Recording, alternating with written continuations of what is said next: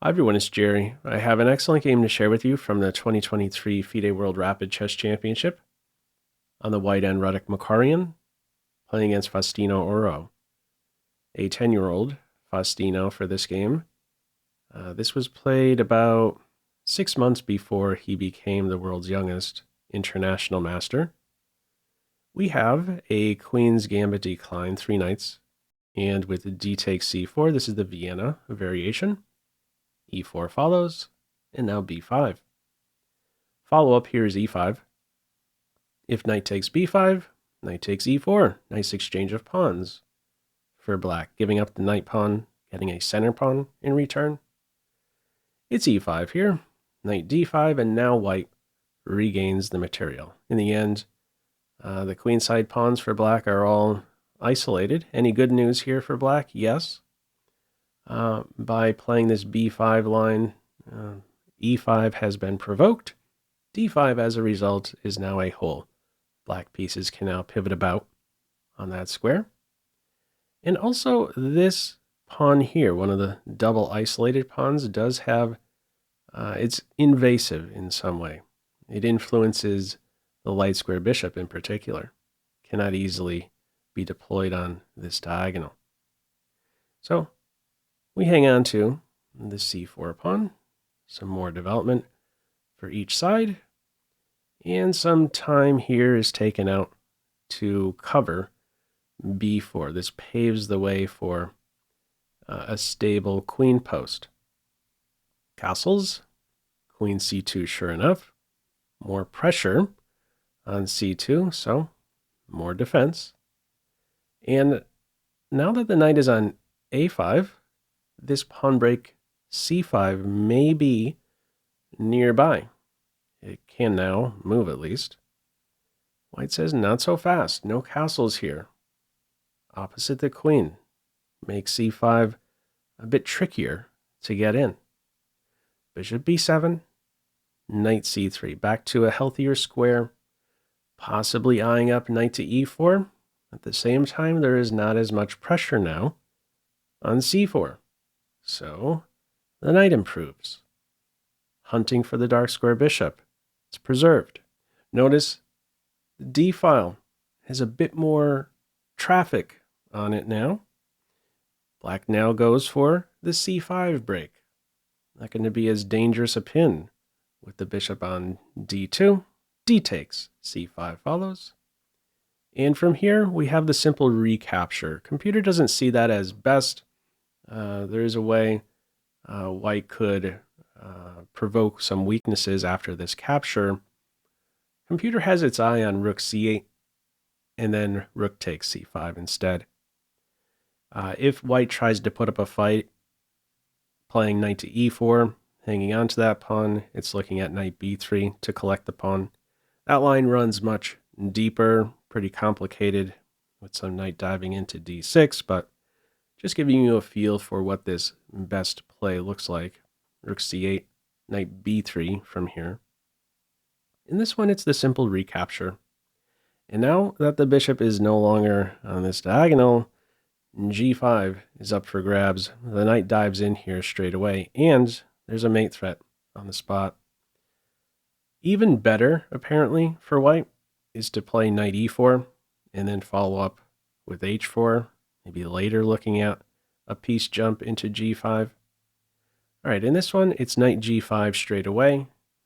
How to parry the mate threat? Only one move here, g6. Not ideal to have to create these two dark square weaknesses when there's still all of this material still on board, not a single piece exchange yet. From here, we have h4. Even better, computer's pointing out bishop to h6, and that's a way to immediately take advantage of these weakened dark squares, occupying h6 with the bishop, eyeing up f6 with the knight. All right, in this one, it is h4. Aggressive play, nearby. Given some time, h5, and then a capture, maybe a sacrifice on e6, queen smashing through on g6. What do you do about this? Well, one of the pieces that could really take advantage of these weakened dark squares is unsurprisingly, this dark square bishop. So tries to track that piece down and will be successful. These knights on light are covering all of the bishop's squares. At the same time, this pawn is now up for grabs, swiped, but a dangerous dark square bishop is down for the count. Now what do? We're in this pin. We get out of it. In this game, queen b8 is played. Why not go to c7 and stay developed and keep some squares open for the rook? Rook c8, rook d8. Well, if you have the queen here on c7, there is the following. White could continue with bishop takes knight, and then knight to a4, and this is pretty irritating. Bit of an issue here on the c file. No time here for black, keep in mind, to take on e5 with check. White would punch back. There'd be a problem with the black queen, and still this issue here on c5. So, some precision here. Queen b8. Rook doesn't have a move, but at least this queen is secure. In the game, it is knight takes knight. If bishop captures knight, well, this is in fact the top move. It wants to go for bishop takes and then defend e5. Notice, in this scenario with the queen on b8 rather than c7, knight a4 is no problem. The bishop can fall back. No issue on the c file. All right, in this game, after queen b8, it is knight takes knight, pawn takes knight, and queen takes e5, check. What is white supposed to do here? If you move the king, that hangs the bishop. And notice there is no time, there would be no time to regain it. Queen takes bishop, there would be bishop takes g2 check, and then queen takes queen. So white therefore must now block this check. Rook e2, not going to cut it. Queen takes bishop follows. You have to block on e4. You have to go with either the knight or the queen, it's saying in this position, and both read about the same evaluation-wise, but each has a much different feel. In this game, it's knight to e4. If you're blocking with the queen, you're looking to resolve this pin. In this one, knight to e4. Very sharp, tactically. Off of the g5 square, this may now pave the way for the pawn to advance, white to justify the earlier h4 advance. You get in h5, you're engaging, the rook will spring to life soon enough. This knight post on e4 is also there, indirectly defending the d5 square. In this position, rook c8 is played. If black takes on d5, the rook will recapture. Queen takes rook, there we go. Knight f6 taking advantage of one of those weak squares. So, sharp move here, knight to e4. Follow up, rook to c8. Bishop takes bishop. Why wasn't that played? Well, we got some tricks here on f2. In this game, queen to b3 is played. If bishop takes bishop, this is how it would look in the end. Black swipes the queen. This is not. This would not be a winning position here for black, but it's calling it minus 0.7. If I had to pick a side, I'm leaning more towards black. White still has some work to do, and by that I mean some coordination. White has to find coordination here. There's disconnect between the rooks, unprotected bishop. All right, white does not want to allow the queen to be won, so after rook c8, it is queen b3, and now bishop a6, another top move here. Look at these monster bishops.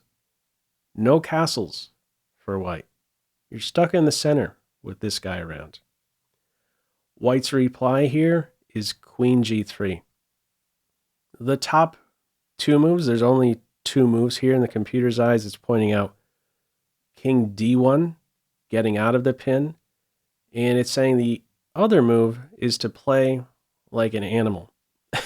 Just go ahead and play h5. Keep yourself in this pin and try and open up the h file. Try and do something here towards the black king. In this one, very sensible, looking at least, queen g3. By this point, with the bishops bearing down, it's pretty clear the white king is not really standing so well. Black has the much safer king in this situation. Pop quiz here. How would you continue? Feel free to pause the video.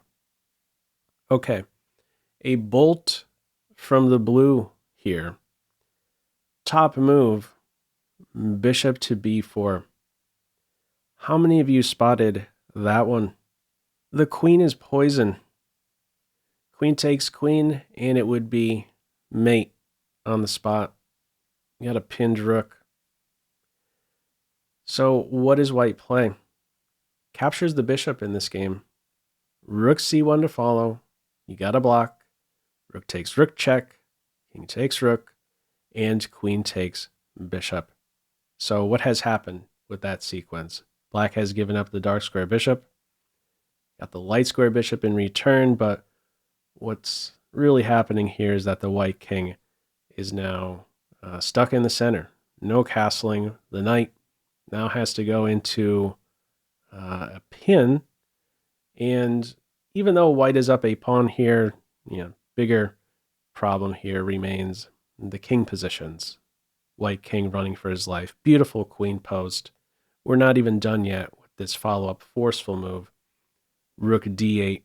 You have to defend the knight, and in the process give up the g2 pawn.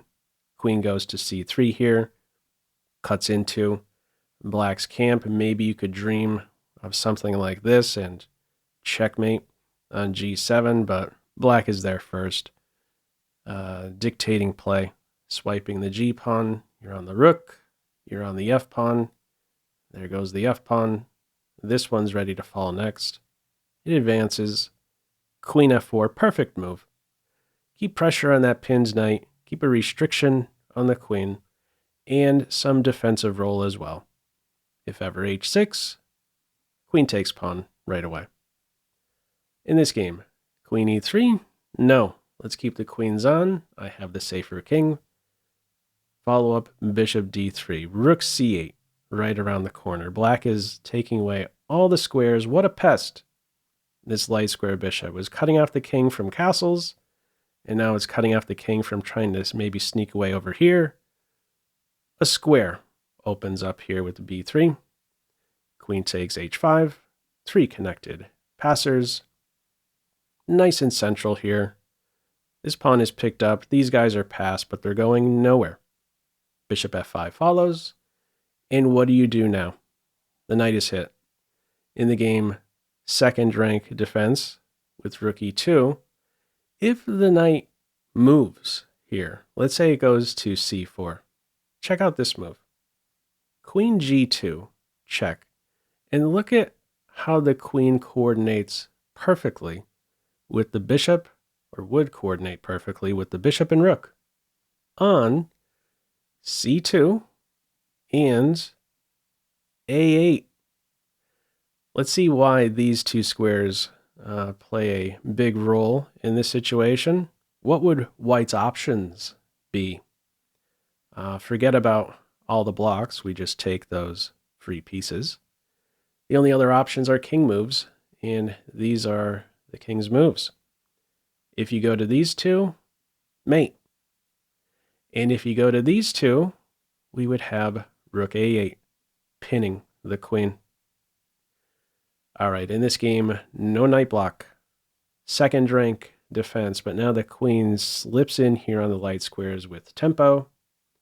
Rook f2, queen c2 check, king a3. You could take the knight here, but you also would have to calculate, is there some perpetual check?